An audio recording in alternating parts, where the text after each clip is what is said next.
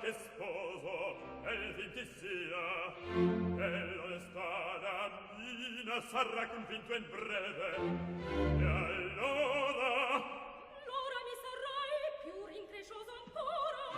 Elisa, per pietà, cambia consiglio, non mi trattar così. Che far d'uomo che ti sposa soltanto per dispetto? Il mio caro Don Sciocco, io te l'ho detto. No, non la sposerai, corso sopra tutto il villaggio.